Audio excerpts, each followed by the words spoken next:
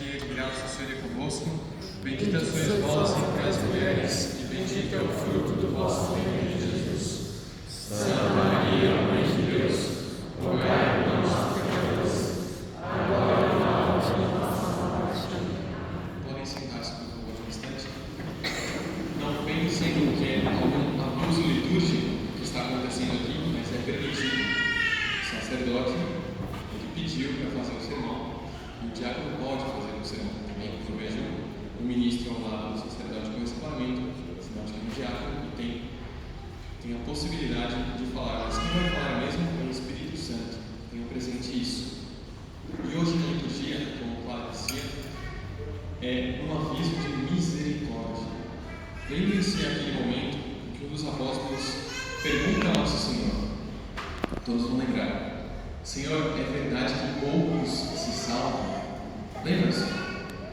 E Nosso Senhor, o que responde? Ele não responde, ele diz: esforçai-vos por entrar pela porta estreita.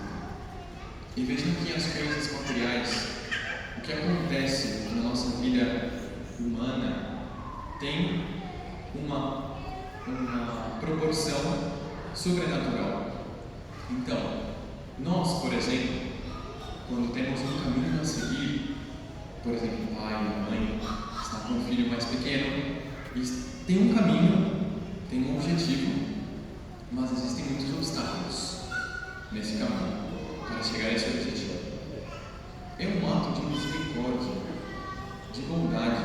Todos vão concordar comigo que, por exemplo, no meio desse caminho existe um abismo. Tem um abismo. E o filho pequeno que está na nossa mão, uma filha, qual que é a nossa preocupação? Que não cai no abismo, não é verdade? Imagina, perdeu meu filho aí porque caiu no abismo. Ele soltou a mão, está caminhando sozinho. É uma misericórdia, é uma bondade avisar o filho: tome cuidado, tem uma pedra, tem uma dificuldade, tem um problema, não caia no abismo. Não é verdade? Seria uma falta de misericórdia da mãe e do pai não alertar, não avisar o filho dos perigos que estão no seu caminho.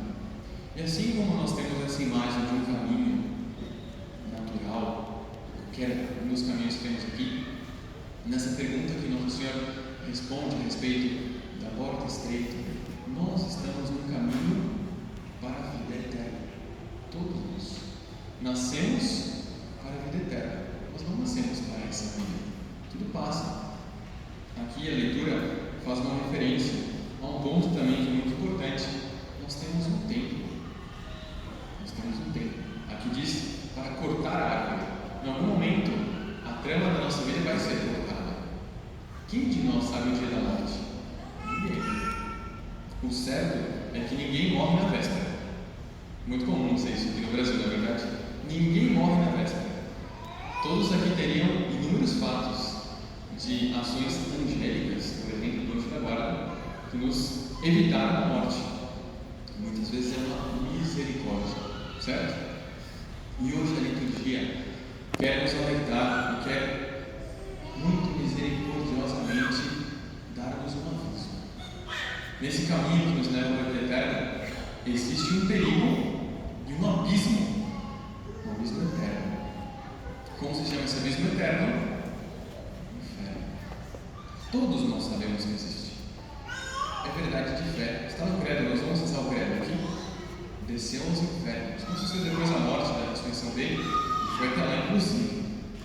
Mas esse lugar de tormento, esse lugar eterno, a liturgia de hoje quer nos lembrar, quer nos advertir que é um abismo e que nós não podemos pegar.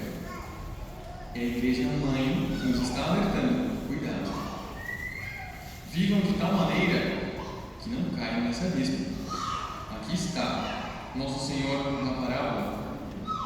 Aliás, voltemos um pouquinho, uma pena que não tem folhete, mas uma das frases principais da leitura, da primeira leitura de hoje, depois de Moisés sobe ao Monte Horebe, vê a sarça ardente, pergunta: qual é o vosso nome? Como apresentar-vos diante do faraó?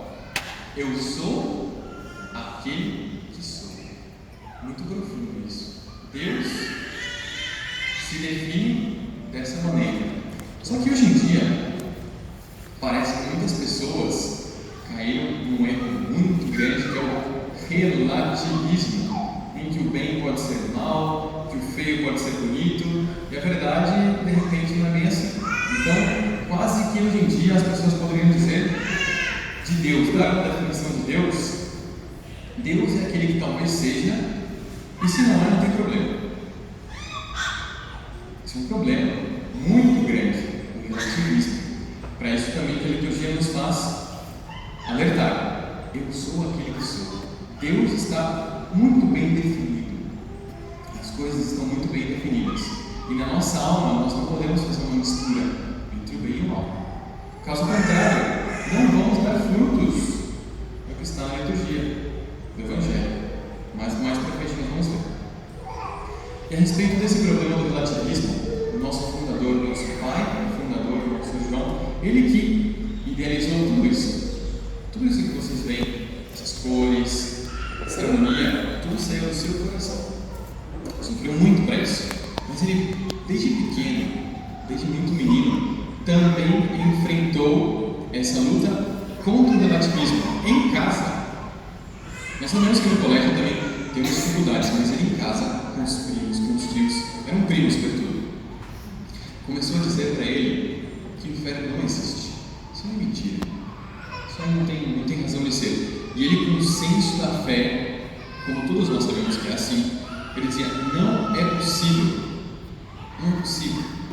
E ele dizia mais: todas as pessoas do mundo vivem por interesse.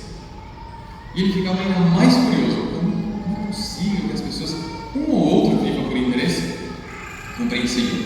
Mas que todo mundo viva por interesse, isso não pode ser. E ele não tinha argumentos para rebater o primo. Até que um dia no colégio, um dos professores, no meio da aula, explicando toda a matéria, perguntou: quem aqui não acredita no inferno? Aí o irmão São João: ui, isso é interessante. Uns 3 ou 4 alunos levantaram o braço: me procurem depois da aula, que eu vou dar uma argumentação. O irmão São João: encontrei. Agora eu vou. Foi atrás dos 3 alunos e o professor explicou, muito lógico. Ele disse: vocês não acreditam, na verdade? Vamos fazer uma imagem.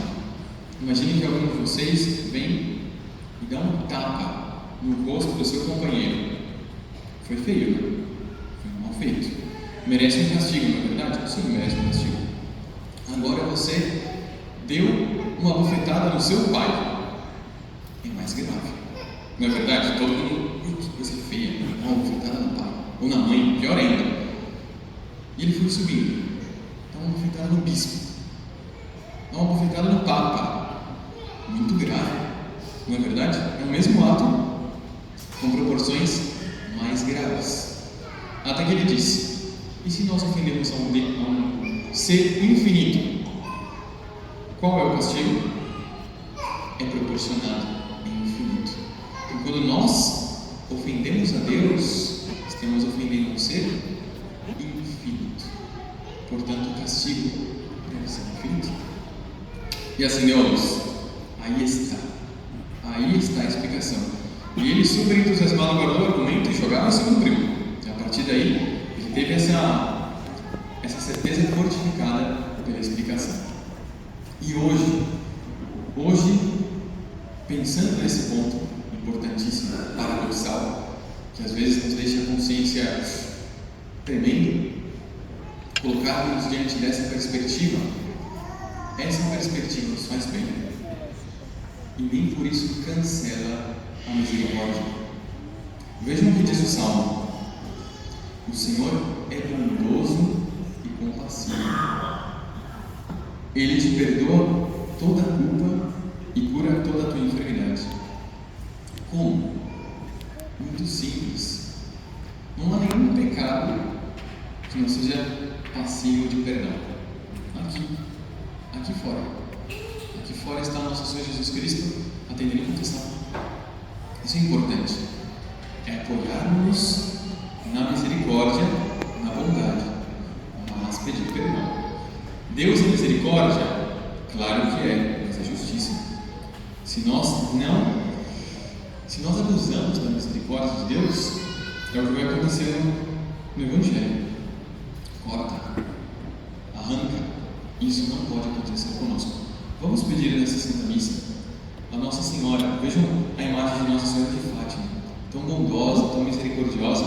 Sabe o que ela fez com os 3 pastorinhos? Em uma das aparições, ela os fez ver o inferno. Está na história de Fátima. Ela, diante deles, abriu o chão e eles viram um mar de fogo. Eles comentavam, inclusive, que pareciam folhas do outono que caiu. E ela disse: fazei penitência, rezai pelos pecadores. Eles, a partir de aí, fizeram. Mas veja a didática maternal de Nossa Senhora. Alguém diria: nossa, mas que forte, que horrível fazer uma criança para o inferno. É uma mãe de misericórdia que está alertando, que nos está alertando a nós. Então vamos pedir a Nossa Senhora que nos abra os olhos. Vamos aproveitar essa quaresma para fazer propósitos de vida. Como estou eu com a confissão? Quando foi a última confissão? Lembremos que apenas um pecado mortal nos pode levar para lá: não confessado e não arrependido. Apenas um só. Então vamos pedir a Nossa Senhora, cheia de misericórdia, que nos dê esta convicção e esta confiança no amor e na misericórdia dela também. Louvado seja nosso Senhor Jesus Cristo. Para sempre seja louvado.